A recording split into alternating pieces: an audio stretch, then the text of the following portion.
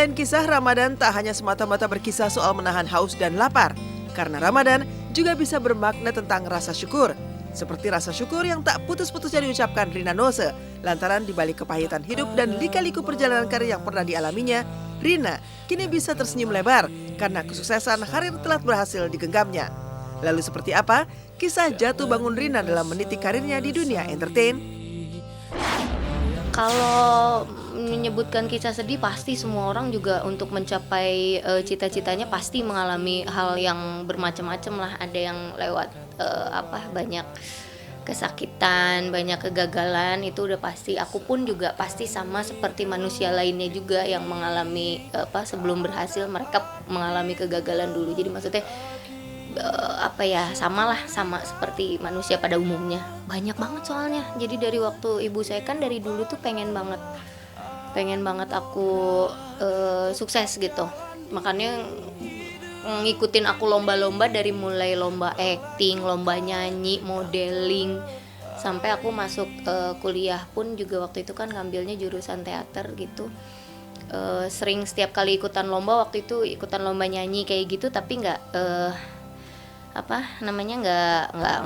juara gitu. Dari mulai nggak juara sampai akhirnya mulai naik juara harapan, sempat juara 3, sampai akhirnya pernah waktu itu pencapaian tertinggi pada saat itu SMA tuh pernah juara 1 lomba pop singer se-Jawa Barat. Waktu itu pernah akhirnya dapet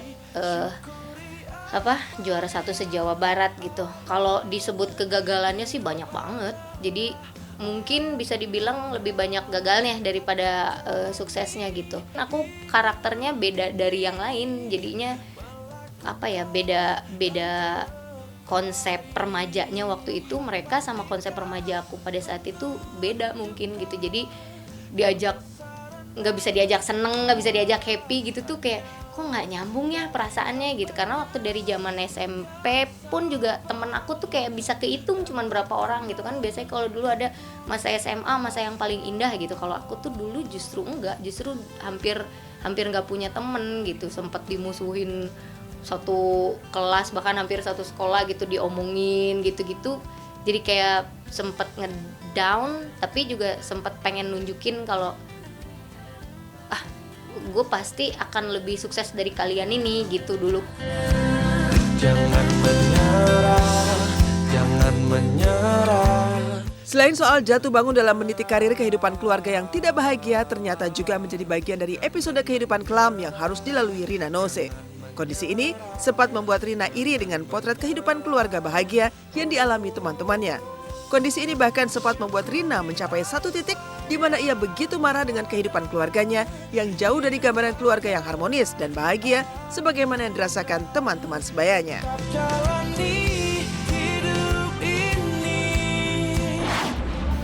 Wah, banyak banget jadi kayak keluarga aku aja pun bukan seperti keluarga pada umumnya gitu. Yang kalau misalnya dulu aku SMP, SMA berkunjung ke rumah teman misalnya gitu, ngelihat ibunya, bapaknya happy gitu, kayaknya mereka tuh satu keluarga tuh menyenangkan gitu. Sampai sempat aku ngelihat kok keluarga aku nggak gini ya gitu. Sempat ngelihat yang hal-hal kayak gitu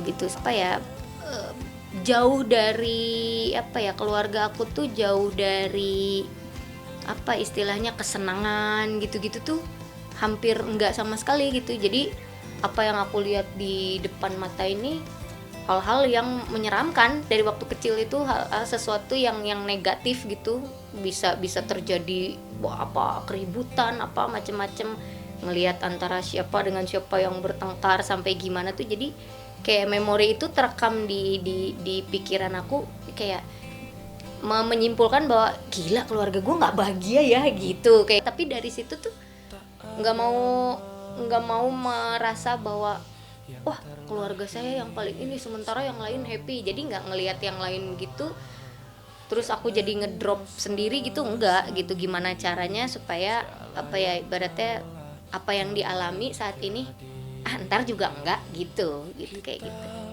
Mungkin aku pernah ada di titik yang marah sama keadaan, marah sama Tuhan gitu. Itu pernah ada di titik itu gitu, yang ngerasa kok kehidupan saya nggak sebahagia orang-orang lain ya gitu. Itu juga pernah juga merasa seperti itu.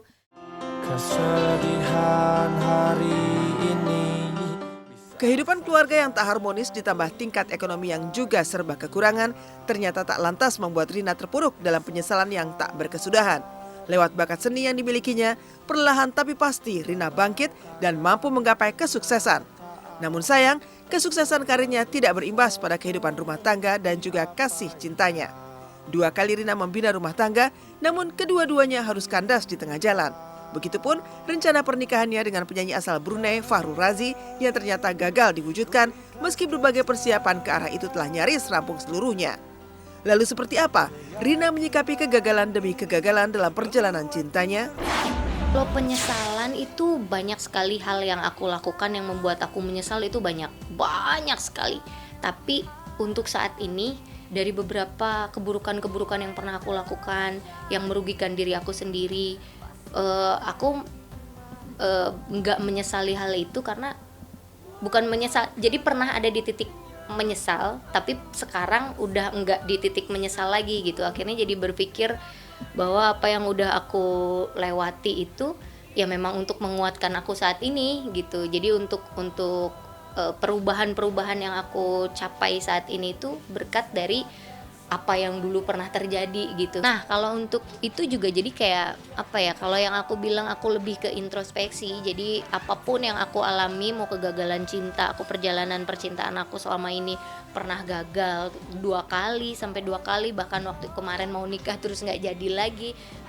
Kan diledek, sebetulnya aku diledek gitu. Tapi aku justru bersyukur karena orang-orang yang meledek itu nggak merasakan hal ini gitu. Jadi kayak aku malah udah merasakan hal ini, jadi kalau suatu saat aku mengalami hal yang buruk lagi, aku akan lebih siap untuk menerima itu dibandingkan orang-orang yang tidak merasakan itu gitu. Jadi kayak aku bersyukur malah gitu, kayak apa ya, mungkin kejadian kemarin itu pun juga aku balikin lagi, oh ya mungkin di masa lalu aku pernah nyakitin siapa gitu. Jadi kayak mungkin aku pernah nyakitin si ini. Jadi setiap ada kejadian kayak gitu, kalau dulu ya aku menyesali apapun yang terjadi, tapi kalau untuk saat ini aku mensyukuri dan itu rasanya lebih lega aja gitu. Dan bapak aku nggak mengkhawatirkan keadaan aku putus, aku gagal, aku nggak jadi kawin, aku gimana. Mereka tuh ya mungkin mereka mengkhawatirkan tapi menyimpan itu semua gitu. Cuman melihat aku kalau dialog sama mereka gitu, aku diskusi, Pak aku tuh gini Bu, aku tuh gini nih. Akhirnya mereka pun menyimpulkan bahwa oh Rina nih udah bisa menempatkan diri gitu, dia sudah bisa memanage emosinya dia gitu. Jadi akhirnya mereka jadi nggak khawatir lagi sama keadaan aku gitu.